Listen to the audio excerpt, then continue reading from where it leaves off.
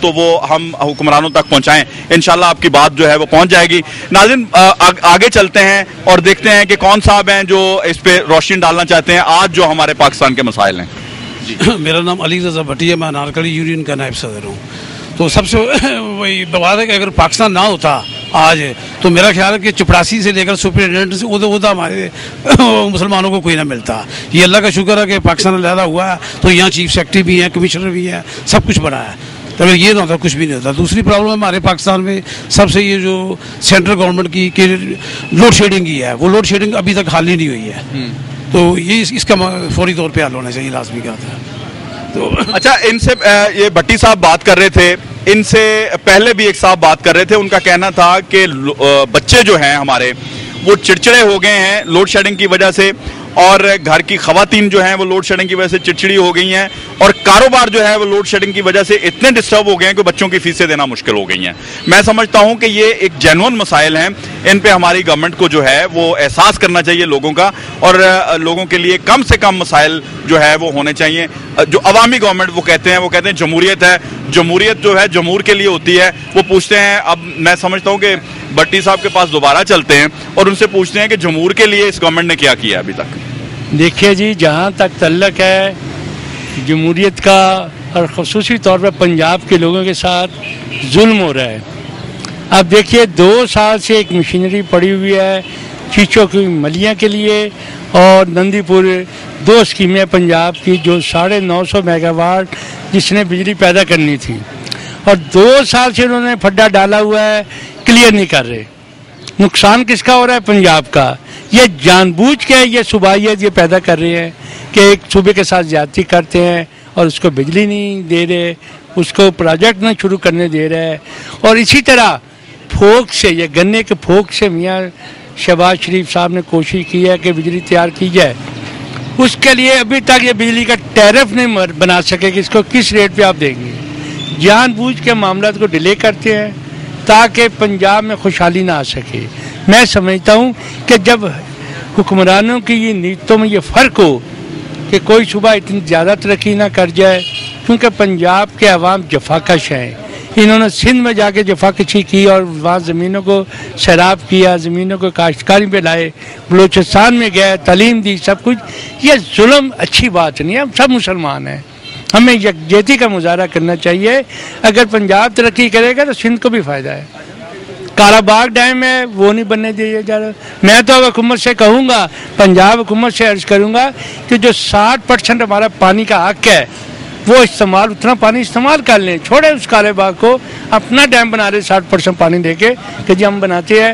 اور یہی ایک واحد راستہ ہے کسی ملک کی ترقی کے لیے، کیونکہ 1.5 روپیہ یونٹ بجلی پڑتی ہے اس سے، پانی سے، ہائیڈل سے، اور جب آپ دوسرے ذرائع سے استعمال کریں گے، تیل ویل سے اور یہ سورج سے، وہ تقریباً 15-20 روپے سے اوپر جاتی ہے۔ تو بہتر ہے کہ اسی پہ ذرا محنت کرتے ہیں۔ اب کول ہے، کول پہ بھی نہیں کچھ کر رہے، ٹھنڈے بیٹھے ہوئے ہیں، جیسے 4 سال میں کیا انہوں نے کیا۔ اچھا، جو کرنا چاہیے وہ نہیں کر رہے، جو نہیں کرنا چاہیے، جس کی ضرورت نہیں ہے اس کے شور ہے۔ بالکل میں آپ سے یہ ایگری ہوں کہ وہ کر رہے ہیں کہ جو ملک کو تباہی کی طرف لے کے جا رہا ہے، ایسی باتیں کر رہے ہیں کہ جو انسان پاکستانی بندہ تو نہیں سوچ سکتا کہ یہ کیا کر رہے ہیں، کیا ملک کو توڑنا چاہتے ہیں، ہم بھائیوں کو بھائی سے لڑانا چاہتے ہیں کہ ایک صوبہ، ایک ہی شہر، ایک ہی ملتان میں 2 گروپ بنا رہے ہیں۔ یہ ظلم ہے، زرداری صاحب کو سوچنا چاہیے۔ لوگوں کے یہ گیلانی صاحب تو خیر وہ ہے ہی نہیں، وزیر اعظم رہے نہیں ہیں، انہیں تو ایسے کام نہیں کرنے چاہیے۔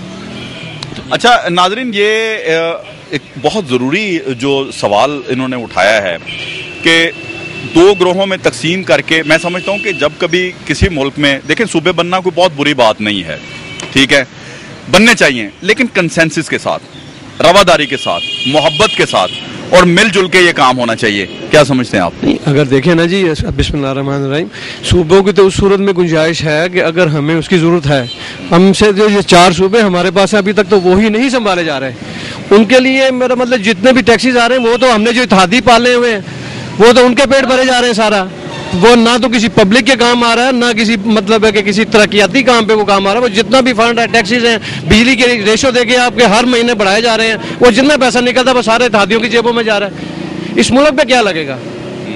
फिर दूसरी बात है सूबों की, आज ये सुबह सराइकी की बात कर रहे हैं, कल को पेशावर वाला उठेगा जी मुझे सूबा अलहदा बना दिया जाए, तीसरा सूबा उठेगा गुजरात उठेगा जी मुझे सूबा अलहदा बनाया जाए। कितने सूबे बनाएंगे? ये आइन में उसकी गुंजाइश नहीं है। उसकी गुंजाइश बनाए किसी तरीके के साथ, जब हमारे पास फालतू पैसे हों, ज़राए वसाइल हों, फिर उसकी गुंजाइश नहीं। सूबे के लिए वसाइल की भी तो जरूरत है ना। वसाइल हमारे पास है नहीं है, और छलांगे हम बड़ी बड़ी लगा रहे हैं कि ये होना चाहिए। सिर्फ क्या है कि कौम को इस तरह बेवकूफ़ बना के हुक्मरानी करते जाओ, अंग्रेज़ों का फार्मूला पूरा करते जाओ।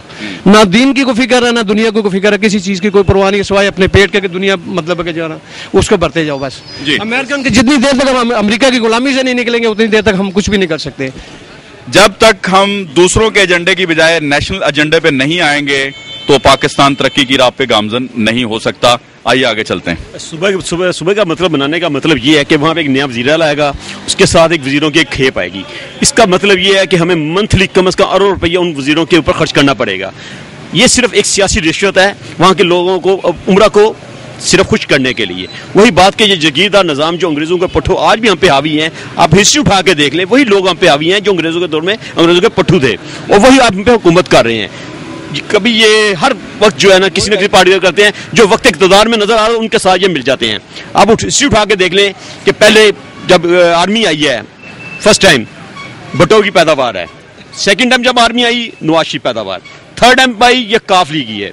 आज वही जो है उसके साथ जरदारी साहब मिलके वो हम पे डोमिनेट हुए हैं। और खुदा के खुद को ये डरना चाहिए कि ये अवाम का पैसा है, ये अवाम की फलाह पे खत्म करिए। इस चीज़ को छोड़ के अवाम की फलाह के मुताबिक सोचे। जो गरीब गुरबा जो जिनके पास एक टाइम खाने के लिए रोटी नहीं है वो किसके पास जाके फरियाद करें।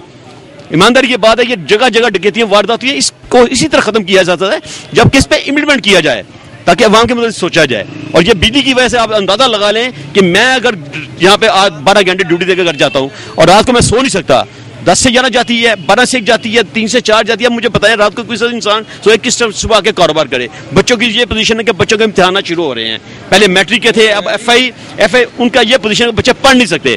उन्होंने अफरा पढ़ेंगे तो आगे कुछ तरक्की होगी।